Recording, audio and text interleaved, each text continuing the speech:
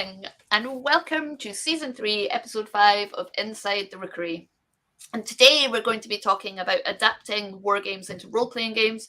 And given some of the pre-submitted questions, I think we'll be talking about potentially reverse engineering and importing RPG characters into your favourite wargames. I'm pleased to be joined by Andy Leask, James Wallace, and of course our special guest and very good feathered friend of the Rookery, Chris Handley. Hello. Hi, Chris. Before I hand over to Chris to introduce himself and remind us he has done so before, but we'd like to hear what he's been up to these days, I'm going to pass over to James to say a few words about a colleague and indeed a friend of many people in the TTRPG industry. Yes, we got word this week that Russ Nicholson, the great artist of a 1980s fantasy in the UK, died very sadly. He'd been ill for a little while, but this was very unexpected and quite sudden. Russ, you know Russ's artwork. Particularly if you grew up in the UK in the 80s or the 90s, he came up through White Dwarf. He illustrated a number of the notable monsters there, and then his art appeared in the Fiend Folio. His artwork is in the interiors of particularly the Warlock of Firetop Mountain, which I think has sold 7 million copies now, and a number of other fighting fantasy books, and then early Warhammer stuff and Warhammer Fantasy Roleplay. I got to know Russ when we were using him for artwork for the Hogshead books. Particularly, he did astonishing work for Dying of the Light and Marienburg. But probably my favorite piece is actually in our edition of Power Behind the Throne, where he's renowned for monsters, but he did a piece simply of 3 people on horseback with mighty horses. And it's so beautiful and evocative. It could be by Albrecht Dürer. It's absolutely gorgeous. Russ was a master of his craft. He was loved by all. He was a really lovely person, delightful to spend time with, very helpful. He was a teacher. He taught art as well. It's very sad because he's the second of the great and Warhammer artists to die in the last couple of years. Martin McKenna left us a couple of years ago. It's very sad. He will be very sadly missed. We may try and get a special episode together about him, bringing in some of his friends and colleagues. But yes, Russ Nicholson. Thank you so much, James. We'll keep you updated on the potential of the special episode. Chris, I'll pass over to you. We've got plenty of pre-submitted questions for you as always, but if people have comments in the chat, you know the score, they'll be popping them in there and I'll be bringing them up. But give us a wee intro to what you've been up to and, a bit of your background for new viewers. Yeah, so I'm Chris Handley. I am by day a software programmer, and then by night I've been podcasting now for 14 years for Dark Days Radio. So that's a horror RPG podcast primarily focused on World of Darkness and Chronicles of Darkness games. But we also now have quite a long-running Darkhammer series on there, which is roleplay ideas for all of the worlds of Warhammer. For those RPGs, and then we also done the first episode, and I need to plan the next one for Iron Kingdoms, so that's Dark Iron. So if you go to the first episode of that's pretty much a primer on the Iron Kingdoms as an RPG setting. So gaming wise then, I've written for Warhammer RPGs, mainly Wrath and Glory. I've done some Age of Sigmar Soulbound, and then I've also written a bit for Vampire, Changed and Lost, and more recently done quite a lot of work for Iron Kingdoms RPG. And has my camera frozen? Your camera has frozen, but we can still hear you, so I wasn't going to interrupt you because your audio is beautifully clear. Let me just stop my cam and then restart it. Oh, that's very sad. I'm going to stop it for now. We'll see what I can do on that front. It's beautiful. It froze just about the moment you started talking about being a podcaster, and I did wonder if maybe it was just the computer going, "Yeah, that's right, audio only." That's only. Yeah, that is frustrating. I can't even change my camera at this point. Or maybe I can. Give me a second, and I will change over to. Let me choose that one. If it's any reassurance, there is a standing joke that I can't hear anyone else and they can't hear me.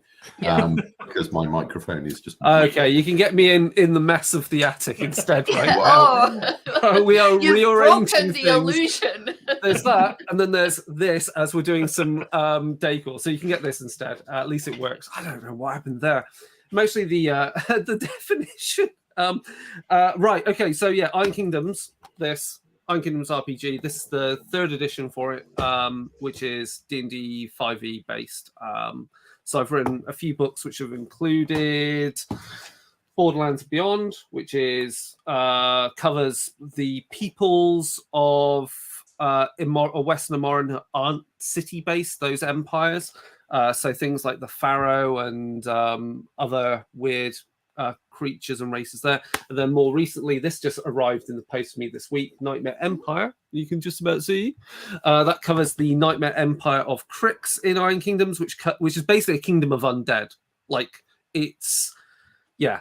So I've designed some archetypes, some heritages for that, and currently just finished was the Kickstarter for the Deep Wild, which covers even more wilderness people. So we've done quite a large amount of stuff now for Iron Kingdoms, and that's what I've been working on a lot recently, plus Wrath and Glory. You will have a lot to contribute then, given your recent background, well, given your overall background. But so we'll jump into the pre-submitted questions. So Seagoat has asked, historically, RPGs were spawned from strategic wargames. It must therefore be relatively easy to convert your wargame characters into an RPG character for you to play. Thoughts? I'm actually interested on the thoughts on historically RPGs were spawned from strategic war. Do we agree with that? Were the very first RPGs spawned from strategic wargames? Excellent. Yeah, they were. James always knows. Yeah. Well, I guess if you're going commercial RPGs, if you include our wider definition of, storytelling games that you play in the playground, not so much, but yeah. Yeah. I mean, Gygax and Anderson were role players. Yeah. Was it called Chainmail or something like that originally, or I think there was a version? Yeah. Yes, their miniature system for which had it was medieval armies, but it had a supplement, an appendix for how you can fight in dungeons, which was I'm still slightly perplexed about where dungeons came from as a fantasy trope. I mean, there's the Mines of Moria, and that's pretty much it. Yeah. But yeah, apparently there was enough pull there to launch Dungeons and Dragons as a standalone game, and thus was history made. But yeah, absolutely. And we've been talking about this on Ludonarrative Dissidents, the podcast I did with Greg Stolze and Russ Payton. The roots of role-playing game mechanics in particular lie very closely to the war game mechanics of the time, of the early mid-70s, and you can see it very closely in not just the games that they were doing, but some of the larger games like I talk a lot about Sniper and Sniper Bug Hunter, which is a little it's not so much miniatures based, but it's a very tactical hex grid style war game that could almost be an RPG combat system. Anyway, enough about that. Yeah, so therefore, we've now established the history, we've established Seagoat's central thesis is correct. It must therefore be relatively easy to convert your wargame characters into an RPG character for you to play. I mean, the answer to that I think it's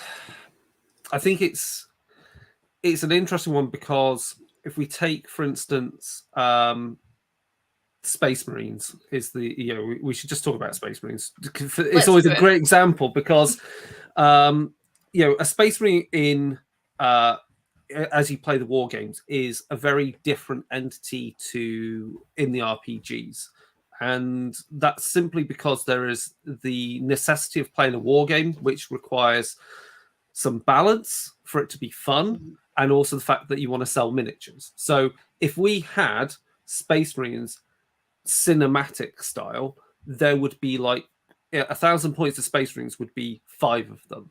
That's how powerful Space Marines should be, versus if we assume the opposing army was Imperial Guardsmen. And this does have grounding, because there was a White Dwarf article round about 2004, so that would put us back in 4th or 5th edition of Warhammer 40,000, and there was exactly that rule set. There were rules for these cinematic Space Marines. So the answer is yes, but you might have to do some rescaling to make things seem as appropriately powerful or not as powerful, in order to fit that, I guess, to fit the RPG system you're looking at. Because, and again, this is where we come into, like, say, comparing the Wargame Warhammer 40,000 to, say, Wrath and Glory, which is a very much a kind of a cinematic 40k RPG with lots of explosions and quite fast flowing action, versus, say, again, Imperium Maledictum and previous editions of the 40k RPG, where you go to that kind of percentile system where you've got a lot of space to explore, a lot of nuance, and sometimes that kind of crunchiness of game systems starts exposing how difficult it is to represent essentially what are demigods in that field of play.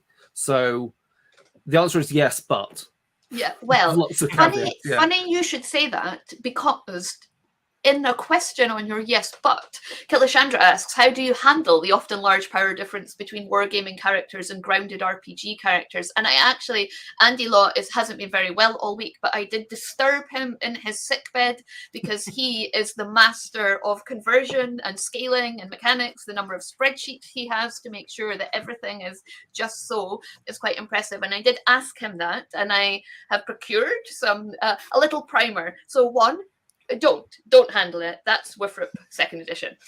2, have a solid scaling system which handles disparities, which scales up those massive characters in a way that doesn't become ridiculous, or it does become ridiculous, and that is the hard solid scaling system. Or have a bad scaling system, in which those big characters become, like you said, Chris, like walking gods, demigods.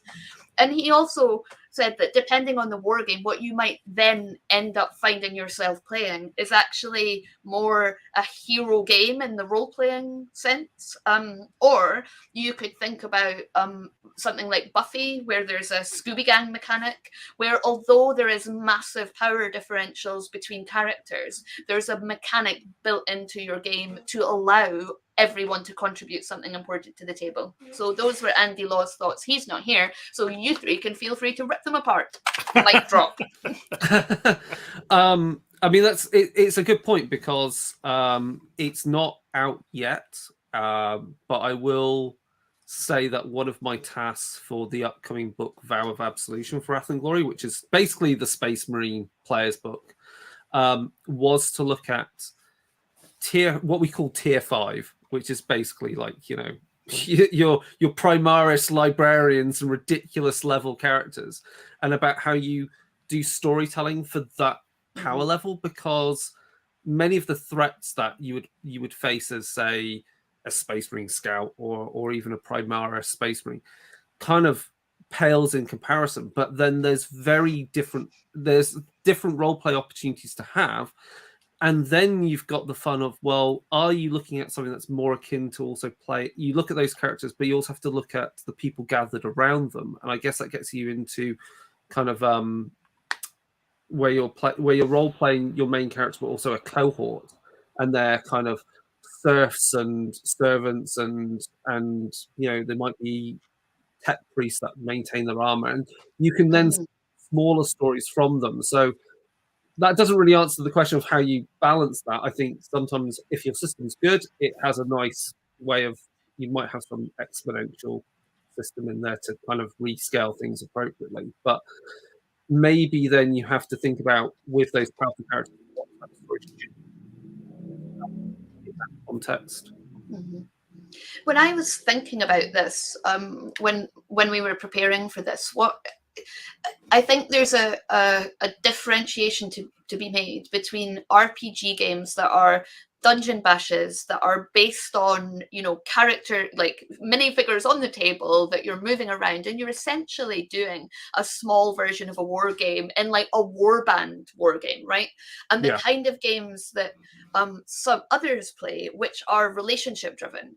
And for me, it's not necessarily the challenge of the power difference between wargaming and RPG characters. It's the difference between the background that you write for a war game versus the background you write for a relationship-driven RPG. And one thing sprang to mind, and that was in, I think it was 4th edition Warhammer was the first time it appeared, this story, in the High Elf Army list. And it's the story about Tyrion, or Tyrion, I'm sure James will rejoin us,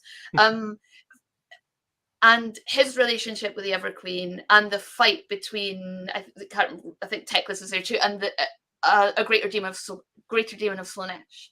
Right, and that relationship is kind of thrown in there to be a vehicle for you, your high elf, to fight a greater demon of Slaanesh, and therefore sell him as a really cool character that you want in your high elf army, and sell the model of the greater demon of Slaanesh. Whereas for me, role playing is much more about those relationships. And so when you're writing for role playing games, rather than necessarily converting, which is what our first questions have been about, you know, doing that writing and adapting, there's something about taking the background in the war game and you're layering on so much detail of society and culture and relationships that you just don't need in a war game. It's a waste of space. Yeah. Like the background in the war game is to make people go, oh, that's fucking cool, I want to buy that model.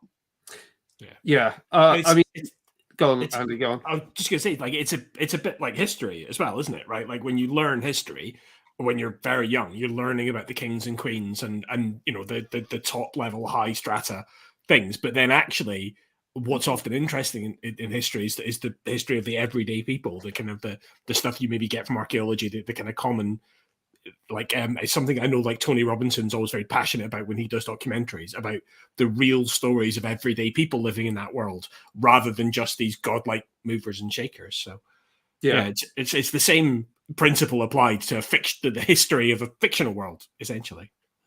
And I think that's why with Warhammer, when it's a role play game, you kind of, the perception of the world is quite different, because you know, if your only experience of Warhammer, any of them, is just the war game, you're just like thinking, how does anyone get anything done? Because how can you tend to the farms when there are hordes of beastmen constantly engaging in battle? Or if not them, it's Skaven. If it isn't them, it's the undead. And the thing is, you have to realize that the war game is representing these flashpoints that occur for what is only a few, maybe days, weeks, months, and your war game battle is either a representation or is a segment of that huge battlefront that's occurring, and then it's done.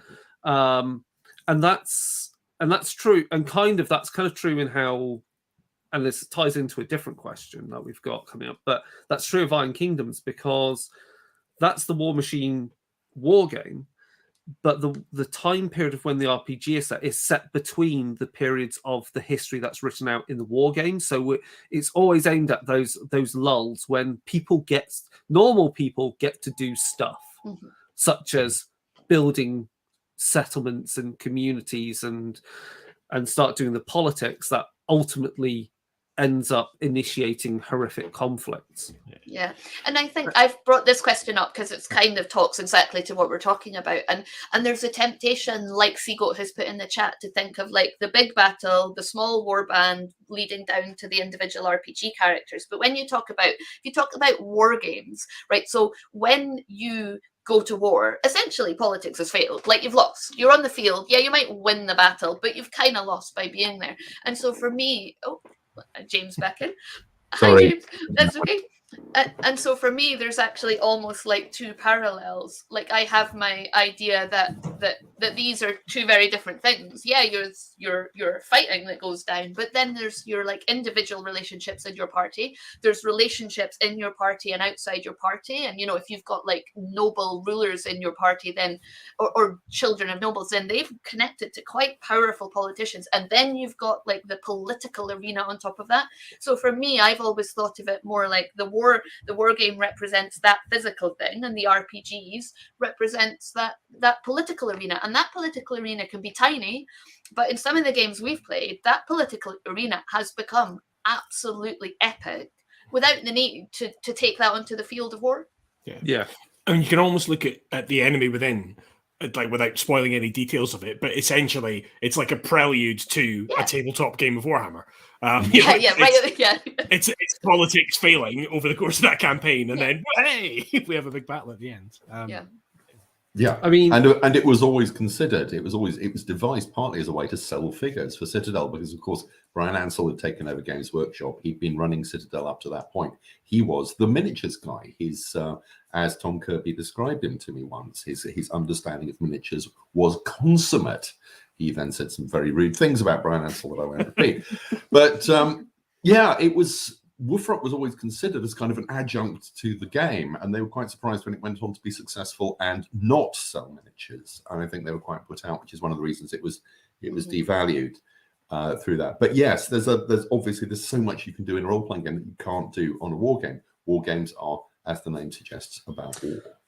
But I mean, it's a good point maybe to interject that there is, and I've been running this a lot recently, is the one of the greatest example of kind of the merger of role play games with war games is Necromunda. Like modern Necromunda has more material written for it now than ever, and more gangs, more the amount of skills and weapon options and scenarios and different campaign types. While it's not technically a role play game, it may as well be one.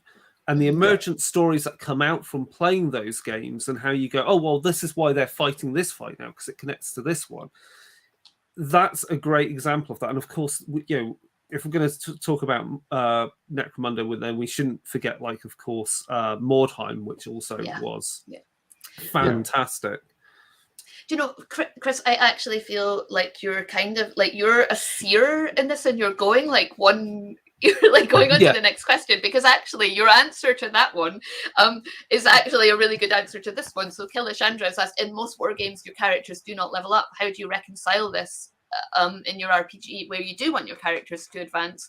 How do you translate your advanced RPG character back? And of course, the thing you've just said is that, well, one solution is to play something between the two of them. So to take rules that are, say, from Mordheim, to take rules from Necromunda, or even to go back to like Warhammer Quest and say, well, your characters do advance and you build them like that alongside the stories. But how else would you do it, I guess? I think if you want to have it so that you've got your Imperial Guardsmen, let's say, that you're playing in Wrath and Glory, and sorry, my screens went off just then. I don't know why they want to shout on me. That was disconcerting. While you're getting yourself back on track. Yeah. So if you've got Imperial Guardsmen and they get an advancement in the RPG, I think you essentially need to come up with some way of mapping those advancements into the war game. So.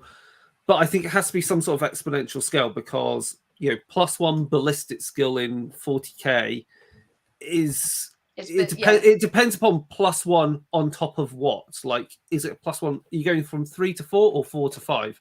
That's quite that compared to, say, the percentile world or even dice pools is a very different beast. So I think you have to kind of think of that. And then on top of that, how do certain skills work? So a skill in the war game, a skill in the role play game may not have really any meaning in the war game. But I think, fortunately, I know we're getting kind of a rebalancing of how these things working in the 10th edition of 40k, and I think that's just a good example always to look at. There are like the stratagem points and things that kind of represent that kind of tactical meta, which could represent the fact that you're Imperial Guardsman is actually quite bloody knowledgeable, and so some commissar actually pays attention to them and goes, yes, okay, we're going to do that tactic. I think that's the way you can try and do that blend. By comparison, though, the previous edition of Iron Kingdoms RPG used exactly the same system as the war game, so your characters will one-to-one could port over.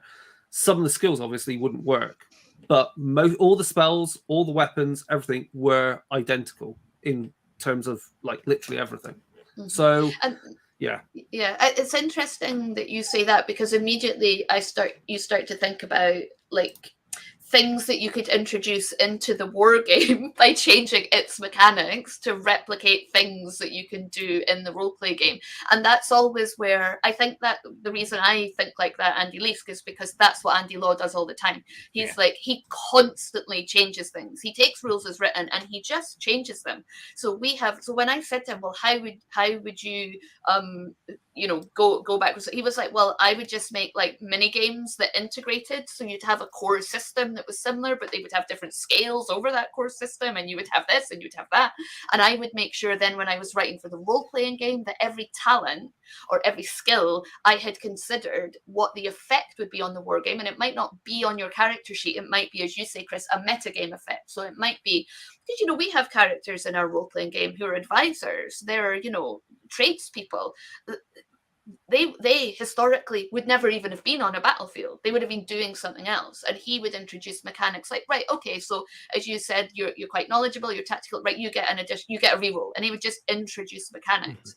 In the absence of introducing mechanics, then you maybe have to find a system that is intended to do that already. Yeah. It's interesting as well. Like we've been talking very much. We've explored some of the nuances in different types of RPGs, but I think the same is true of war games as well. Mm-hmm. In terms of how people play. Like I've noticed as I got older, and it's maybe just as I'm becoming a grumpy old man, but there are like different. Like there is a breed of wargamer who is only interested in competitive wargaming. And they must be playing with exactly the rules as they are. Mm-hmm.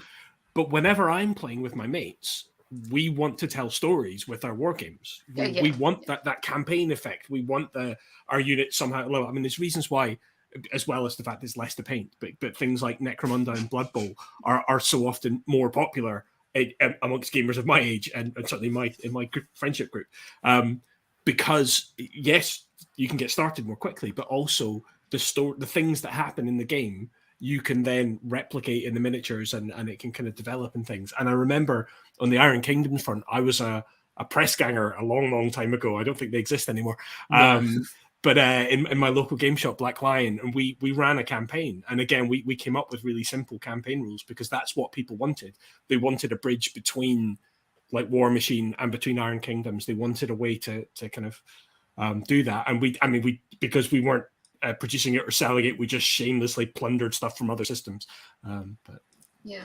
And Seagoat says, I've always loved telling stories with my war games. I was never a competitive gamer. And of course, as a competitive gamer, obviously you may have more people, but it's usually one-on-one. And, there's two opponents. There may be more, but historically, war games have been like, I'm on this side, you're on that side. And role-playing games have never historically been that. Obviously, there's some systems where that is intended. GM versus players, obviously. Yeah, GM versus players. I'm having some traumatic flashbacks to playing as a teenager. Yeah, as a teenager. But in general, it's not it's not a one-on-one. There's not one character on that side and one character on that side. If it has become combative, the relationship is broken down. Yeah. Something's gone wrong. Yeah. Sorry, I interrupted that. I was going to say the characters in war games, because traditionally war games were just armies and occasionally you'd have a general, and if it was historical war games, they would be historical figures. But I think, and I'm quite prepared to be corrected on this, I think Warhammer was the first game that introduced kind of named figures within fantasy armies, and it was the first big fantasy war game. But to then have characters that you can buy, and they will lead your army, and you paint the miniature. Yeah. And this goes back to the pillars of the Games Workshop hobby, which I talk about too much, but I'm not sure I've talked about recently here. This is Games Workshop's own credo for how the hobby works. It is about the Games Workshop hobby is about buying miniatures, converting miniatures or adapting miniatures, painting the miniatures, and playing the games with them. And that's it. And the playing the games is the fourth part, but actually the one that takes up, and you know, as far as they're concerned, the least amount of time. It has to exist to justify the rest of it. But most of what you'll be doing as a Warhammer fan is just dealing on your own with miniatures. And if you just sit there and paint and you're not telling yourself stories in your head, I think you're doing it wrong. Oh yeah. And I think the impact of Warhammer being one of the first games to do that, then, you know, it became Hero Hammer, and it has huge impacts on adapting the war game into the role-playing game. Because I was just looking at a few army lists to compare weapon skill, for example, and because you have, you know, a chaos army that has, I don't know, a greater demon of Khorne, of Nurgle, whatever, you then have human armies or elf armies where you have mortals, well, in elves' cases, but they're still mortals, who have those equivalent stats that you then need to come up with a story for, like, well, how can elves be like that? How is Karl Franz possibly going to go toe-to-toe as a human? And then that leads to, like, he's got the Hammer of Sigmar, he's got this, and it leads to this kind of escalation into that pure, as Andy was saying to me earlier, that superhero game, because they have to sell miniatures, and you have to be able to have people on your elf army. I mean, I guess you could get a dragon or a wyvern or whatever that can go toe to toe against the very worst that, you know, chaos, which is in some ways you could say unlimited, has to offer. I was also going to say that I think when we also think about how we can incorporate our RPG characters into war games, I think we don't have to narrow ourselves to essentially, well, let's just call them the Warhammer style war games. So that's whether it's Warhammer, whether it's Iron Kingdoms, whether it's Rackham's Confrontation, which I have a warm place in my heart for still because it's beautiful miniatures by the French. But you also have like War Master. War Master's Warhammer on a bigger scale, and a character does not have stats. They are literally, they join a unit and give it some bonus, because on that level of grandeur, they're not able, you know, it's not Hero Hammer, and it wasn't intended to be Hero Hammer, and it's a bloody lovely war game. And then likewise, when I co-wrote Noble Armada 3rd edition, which is basically the space combat game for Fading Suns, we were thinking about, well, what does it mean if you have an RPG character on a ship? How can we translate some of their skills into how they influence space battles? Because again, what's a character going to do on a spaceship? They're essentially going to do something that Picard or Kirk like, by saying we need to, like, you know, something that's tactfully, some sort of tactic or insight which changes the battle. So I think all these things about how you get an RPG character into incorporating them into a war game also depends upon the style of war game it is. Are they a single model you can see on the battlefield, or are they somehow influencing large units? I think Exalted first edition and second edition had mass battle rules that essentially worked on the same principles as War Master, where you had blocks of units, and your character, because they're essentially demigods, fought like an addition to that unit, almost a small unit in their own sense, which seemed easier to envision what they were doing. I just want to pick up this one. This is just Lindsay's tips for role-playing groups. So the Mighty Go, it says, every RPG group must, at some point in its lifespan, pit all the characters against one another in a non-canonical battle royal. We would go further than that in our role-playing group and say you actually should always do that when you're like starting. So Andy Law always does that with us. So he has people in his role-playing groups who might have a different level of practice at role-playing, you know, that system that they're playing. And also we might be playing a party that has been together for 6 months, but as a group we've literally just got together right now. And he always does this, non-canonical, we always have a few of them, to understand like how the mechanics work, to build the confidence in the players, but also to allow us to understand how the characters relate to each other, what the characters' strengths and weaknesses are. So when you get into it for real, you know, you're actually more accurately role-playing how they would work together as a unit. And Andy's always done with that with us, hasn't he, Andy? And it works really, really well. So it's a great top tip from Mighty Goetz there. So let me find my next one, which is, oh, here's one about writing. So Master of Sock Puppets, I wonder who that could be, asks, how different is writing for a living Wargames world, like Iron Kingdoms, Warhammer 40k, to a dead one, Warhammer's world that was? So with 40k, the answer's quite simple. Games Workshop tells you which part of the galaxy you're allowed to play with, and that essentially gives you basically construct you contrive some reason why plenty of factions are there for whatever reason, so you get a microcosm of what's going on in the grander universe. So that's how, you know, the Gilead sector works. It was the same in the previous edition.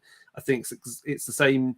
It's a little bit different for Imperium Maledictum, but I think that's because your characters are inquisitorial kind of retinue, so it's a different, like, you're not going to be playing Space Marines ever in that system. So that's why I think they're allowed to go with the Macarius segment subsystem. So that's actually not a particular playground, but kind of is, because your characters aren't going to gallivant off with, you know, a Thunderhawk gunship all the time. And then with Iron Kingdoms, again, as I said, the benefit of where we get the time period we get to write for is between those flashpoints of warfare, which in Iron Kingdoms generally go on for about 4 or 5 years. And so you get to help essentially build the universe that prepares for those forthcoming wars. So there's a bit of back and forth between us writers and the main developers on, like, oh, we should really expand that because that's going to be something later on in the war game that's going to spring up, and it's about that faction. With Warhammer, I guess it's a weirder one now because it's kind of, it's dead in the sense of we know what happens with the end times, and current Warhammer fantasy is exploring those years leading up to that. Yeah. But I wonder what I don't know, because I'm in no position to answer that question. I wonder what Warhammer the Old World will allow us to explore in future, because that's a really exciting time of Warhammer to look at. Yeah. Because if you're a wizard or if you can do magic, you are going to get chased by people that dislike you because there's no schools of magic. Like, so much we take for granted of Warhammer hasn't yet been established because Magnus the Pious hasn't come along and kicked Chaos on the arse and also leveled Mordheim in the process. Yeah. So yeah, I think it's going to be interesting too. Yeah, I think I was sad that they did end it. So I had always wanted to see personally about 200 or 300 years in Wifrit's future from the point that they did actually decide that they were going to end it. But I had always wanted to see that game, which would have been like kind of a steam and sorcery and a really like interesting development, and you know, Karl Franz and that kind of era would sort of become history, and I just always. And plus, it would have been like an interesting, different roleplay war game for them, because it would have been completely different miniatures that are, you know, they're not 40k, they're not fantasy, something really, really different. So I'm quite sad that they didn't choose to take that approach. I think there was something in it, especially with what the colleges could have developed with their, you know, scientific but wizardry, and what they would have, and you know, that butting against the Sigmarite and the Dwarven traditions. And I just think that would have been fascinating to see how that could have played out. Yeah, Did you ever think of that, James, when you were in charge?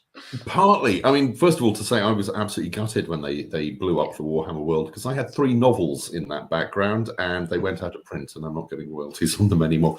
But yeah, we thought about other things that we could do, and of course, when you're publishing Warhammer Fantasy Roleplay, an awful lot depends on what Games Workshop will let you do.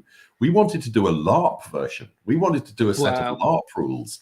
Dr. Ian Sturrock, if you know Ian, actually was really pushing hard for that. He's a mad keen LARPer. Had a really nice proposal, and they were just like, we are not going to go there. Can you imagine the PR nightmare if somebody got hurt, if some kid gets hurt? Yeah, fair enough. But what the one we wanted to do, and this is a complete side note and complete digression, we wanted to do Dark Future as a role. Oh game. yeah. Basically, it's the first Mad Max movie in America rather than in Australia, in an alternate timeline, which Workshop never really did much with. But Jack Yeovil, Kim Newman, his novels are jaw-droppingly good, because it's a divergent timeline. It's the timeline of our Earth up until the Mormons, and it gets dark. But there's the whole thing. I think book 2 or book 3, the central character is Elvis. I was about to say Elvis doesn't die in Dark Future. Elvis isn't dead. Elvis gets drafted into the army, gets away from Colonel Tom Parker, decides he likes it in the army, stays there, comes out, becomes a mercenary. And it's great. It's unbelievably good. The background is really rich. It would have been, it's cyberpunk meets post-apocalypse in a really interesting way. And we wanted to do it, and we wanted to get hold of the novels as well, which were temporarily out of print. And, it definitely has legs. It definitely has legs in setting. I think the thing for Workshop is it's not a war game. They tried it as a car-based miniatures game in the late 80s, and it went up against Car Wars, and Battle Cars was out of print by that point. But there were a number of others, and it didn't do well. They did do a computer game more recently. I don't know how good that is. There is a computer game. Oh yes, they did. Yeah, I've not played it, but screenshots. I love Dark Future. Jack Yeovil, Kim Newman wrote the, like Genevieve Undead and what's it, Beast in Velvet and all of that for Warhammer, and I always loved how he brought in those, and it really informed the way Warhammer was written for. All of those pop culture references and those subtly tweaked characters that the Andes and I and the writers on with it had so much fun, like bringing them, continuing that legacy, that came straight from the first edition of Warhammer, and a bunch of students writing, like Graham Davis, writing things that they thought were funny once upon a team, and went all the way through. But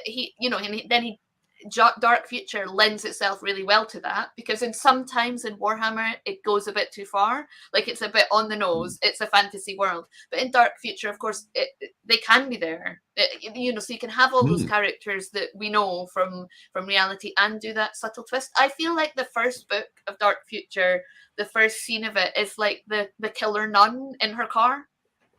I loved can't her. remember much more about it, but there's so much good stuff in there. Demon Download, Workshop were unsure about us doing it as a role-playing game and didn't want to give us the novels, and it never got off the ground. But that was the project that we pushed hardest on and got turned down on. But there's others like our Skaven source book and stuff that I think you play in their playground, you play with their footballs. When it's time to go home, when they say it's time to go home, you go home. I will say, what little writing I've done for Age of Sigmar Soulbound was fun as well, because that, again, because of the roleplay game, that setting I think is getting deeper all the time. Oh, absolutely. Everything to do with Anvilgard. Anvilgard is like my favorite city out of the whole place. I know Marathi is claimed it as her own, but I was very happy to there's a lighthouse near it. Eventually they put it really close, so it should be miles away from it. which was spewing like death energy out and allowing all these ghostly sailors to come in off the beams of light from it, and was like harassing the traders of Anvilgard. So that's now canon. So that's the cool thing, is obviously things you write become canon and part of that fabric that's built up. The challenge is obviously dealing with the whoever's in charge of the license, and you know, they say yay or nay. Age of Sigmar has always given me like fantasy White Wolf Wraith vibes. It's funny you say that, because when I was at World of Darkness Berlin, which is now, oh god, that's too long ago. It's like 5 years ago, more than that, 6. I was talking to Justin Achille about this, and he said to me that back in the day, White Wolf were looking at a war game based on Wraith. Oh, really? And I was like, I just suddenly geeked out, and I was like, Wraith would be an amazing war game example, because given how the Deadlands work in that setting, it's pure genre mashup waiting to happen. It's like you've got your World War One soldiers versus, you know, Napoleonics versus some Renaissance like soldiers and Teutonics. You could go completely crazy with it. Plus, you have whatever bizarre mental soul crafted creatures and weapons that they come up with in the cities there. So that's it's funny you mention that one. Yeah, that's funny. But yeah, it just always gave me, when Age of Sigmar came out initially, I just felt it was a bit empty. It was like, this is just a vehicle. You know, it's like in the grim darkness of the far future, there is only war. You know, in the twisted, shattered world of the, you know, whatever, there is only war. Like, it was just like, okay, so, and I know you sell miniatures, right? That's what you do. And you've just decided this is the way to sell minis. And then, and it really, I felt it really took the roleplay game to actually be like, but, and when the roleplay game came out, I was a bit skeptical. I was like, but it's basically just like eternal war. It's like Michael Moorcock's, like, you know, the I can't remember what they're called now. The places, like the city of eternal, whatever. Like, it just feels like a crossroads where all you would do is go there to fight. So yeah, it's interesting to see how they've developed it through the RPG. And I've not contributed to it, but I'm really excited for the Ulfenkhan book to come out for Age of Sigmar Soulbound, because that's the setting for the Warhammer Quest Cursed City, which is this whole city that is, you know, vampire city and everything. And it's essentially it's Ravenloft for Warhammer Soulbound. So that's a good sell. I've just bought the miniatures for the expansions, and guess what? Cubicle 7 goes, here's some, oh look, it's those characters from the war game. Now we've got, you know, you're going to get rules in the RPG. So and so the fact that I've got miniatures that are exactly those things, I've collected miniatures to be a whole host of as Age of Sigmar Soulbound was sold to me, is it's the Suicide Squad of Warhammer Fantasy. That's why you get them soulbound. And to have all those, I say good guys, but you know, how can you say the other good guys when you've got like a daughter of Cain rocking around with you, ready to slit someone's throat? But as long as she's not chaos, great. So that plus Warhammer Quest plus the RPG for me is quite a nice, like a whole gamut of ways of exploring a singular slither of the setting. So it is getting deeper, and I do love the system. So you know, it's just a case of which is the next city they or place that we're allowed to play in. Let me have a look at this one. So just we've talked a little bit about this, but let's just explore in more detail. Kilishandra asks, do you feel the day-to-day detail is the best addition that RPGs bring to an existing wargame setting? Yeah. yeah, they are. Well done, Kilishandra. You've got it. Nailed it. Yeah. Nailed it. I think, again, because I think it was through the RPG that in Soulbound we finally got to see how they, you know, some more insight into like how these crusades go out and claim parts of the chaos tainted, you know, mortal realms. And so they bring these like floating rocks, which are from from the realm of life, and they're spilling this purifying water from. So there's all of that, and how difficult it is to till the land and so forth, and how so. Yeah, the RPGs are really great at like giving that detail. We already know that from Warhammer Fantasy, and I think in 40k, obviously we get a really good, even from the wargame side, we get a really good feel for what that is from Necromunda, as much as we're not really allowed to play with Necromunda in the RPG, because technically it's a different license. But, you know, corpse starch is corpse starch. And the same in Iron Kingdoms. Like, my favorite city setting in Iron Kingdoms is Corvus, which is kind of like Venice meets Seattle, is the way it's been described to me. So it's constantly sinking and it's constantly raining, but there's canals and everything. And the fact that you can play such a very, you know, top hats and bowler hats in big coats and being very Sherlock Holmes style investigative in that setting, rather than what the war game is, which is I always describe as sharp but with magic. And that's why I love Iron Kingdoms. But yeah, everyday day-to-day life is I think important, because it allows you to understand why these battles that you do play on the tabletop have such importance, or how they, or you can then go off and explore what impact that has. Yeah, absolutely. Okay, so you touched on this a little bit before, Chris, but interested to hear other views or a little bit more. What do you think of a universal system to handle both wargame and RPG elements of the setting? Can it work? Does it work? I mean, it's been done, like I said, with Iron Kingdoms, Yeah. the previous edition. Is it always the best thing? I'm not too certain. I think it's that point where it depends upon the system, if it's got enough scope to allow. It depends upon the granularity you want from the RPG, and if the wargame system can accommodate that. If it can't do that, then either you've got to bolt things onto the system that allow you to do the role play things, which will mostly be weird talents or some mechanics that don't really impact how combat is simulated, or you're just going to need a different system, is my opinion. And I think there's a lot more. Oh, James, were you going to jump in? I was going to say the only game that springs to mind is Lancer, which is ostensibly a role-playing game, far future, about giant robots. And 80% of a game of Lancer is giant robots slugging the crap out of each other, and let's call that a war game.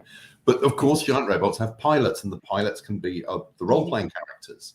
The emphasis is very much on giant robots and slugging, but you've got these characters as well. And I think that payoff works really well. And I think BattleTech never quite took advantage of that.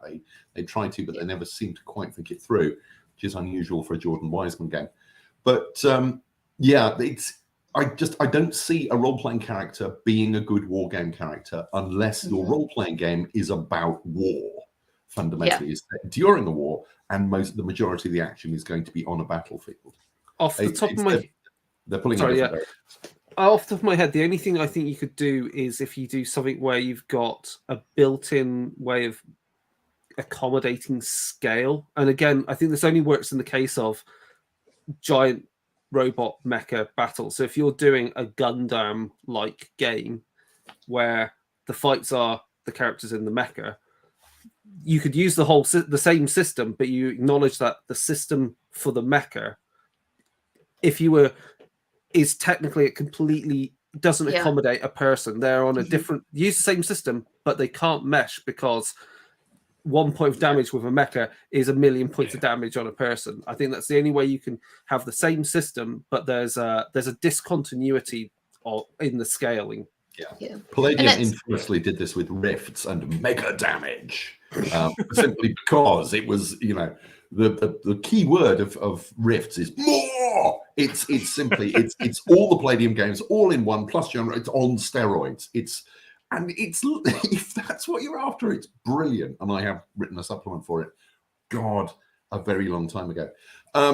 But yeah, it's It can be done, but it's really difficult. And back in the day, I'm pretty sure one of the apocryphas that we published has a guide to converting characters between Wolfrock First and whatever edition of Fantasy Battle it was then. And it wasn't entirely successful, and we did it from fan demand. People wanted to see it, wanted a canonical version of that. And it was slightly against our better judgment. But it was kind of how you bring characters from the wargame version of Warhammer through into the Wolfrock world, how you stack them up. As I recall, it's 20-something years ago. Mighty Goat says action economy is one of the big differences between a wargame and RPG encounter. If the wargame focuses on not squads but individual actors, battle tech, etc., I could see it. And that's actually, when I was chatting to Andy Law before this, exactly what he said. So when I asked him this question, he used the example of, well, you know, if you're playing a mech game, then yeah, maybe, but otherwise, why would you? And also, I think, why would you from a commercial sense? Because when I look now at who is coming into RPGs, so when I was growing up, like a lot of the entry into RPGs was through your school's wargaming club, right? That's how you found your people. That's how you found, they were kind of like together. Whereas now, when you look at the vast amount of media, you know, actual plays, you look at then the actual plays translating into, you know, into Netflix series. You look at literally. The movie, you look at in Walmart or in Blackwell's here, you've got like intros to D&D that are aimed at like 8 to 10-year-olds, and they have really like cartoony ways and really simple, sweet ways of describing what characters are. You wouldn't want to connect that with a war game. Like, it wouldn't commercially make any sense. Because previously, the reason they were connected was because the RPG was your vehicle to make that money on the miniatures. That's just, you know, the industry is so fundamentally different now that why would you? I wouldn't. If I happen to, you know, have my own business in the TTRPG industry. Yeah, it's interesting that, you know, and Games Workshop is such a massive company, and no other wargames company has got within 100th of it in terms of value and sales and scope and size. And there's all kinds of historical reasons for that. But at the same time, if there was a desire out there for wargames that weren't Warhammer, for more different wargames, then there would be people selling them. Yeah, well, I would look to, and I can literally see all of Andy's ships arrayed in a beautiful, and I'm surprised Andy Leask hasn't mentioned this, but like X-Wing springs to mind, right? So you play Star Wars and you're role-playing in that galaxy, in that universe. You wouldn't want to have a dogfight in your like TIE fighter and your X-Wing with the RPG system. I mean, you could, but you absolutely could in the RPG system. It is set up to do that.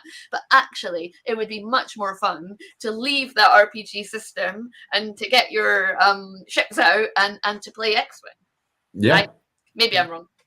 Even back in the day, in 1986, the West End edition of the Star Wars role-playing game, they published two battle games. There was an Assault on Hoth game, and then there was a basically Starship Combat game, and I'm blanking on the name. Can't remember. Anyway, but yes, and so they, even though the role-playing game did have rules for space combat, they separated it out into a separate game, which was cracking, as I recall. Can't remember who designed it. May well have been Kostikian, who did the role-playing game, who is a genius.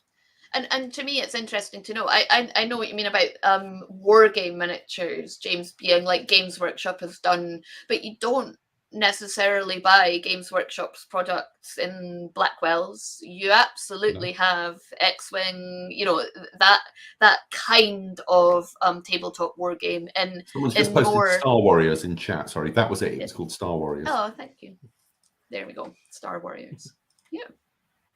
I don't think that we have time for any more questions. We are a couple, well, maybe one more. Just a quick one for Master of Sock Puppet says, is there a favourite war games mechanic or detail you've adapted for your writing in an RPG setting? Oh, I'm going to blank on that one. I think it often goes the other direction, I think. Yeah. Just give me a moment, and vice versa. Is there anything you've ever written for a TTRPG made it back into a war game? Let's think. it's not a particular mechanic, but it's a style of doing things. It was when I was doing some writing. It's not yet published, but I was like, why is this table written this way? I'm going to use the D66 from Necromunda. It's the neatest way to represent, rather than doing. It was just it annoyed me. It was just like, why is this previous version written this way? I'll write it as a D66 table rather than. It was just the formatting. Everything was that's a D66 table. Let this be standard. So it's things like that. Other things, if there's something that I would port into an RPG that but I think it doesn't. I don't think there's an example of it being done. But I quite like how the combat system in Guild Ball worked. So with your dice pools, and if you get a number of successes, you buy effects.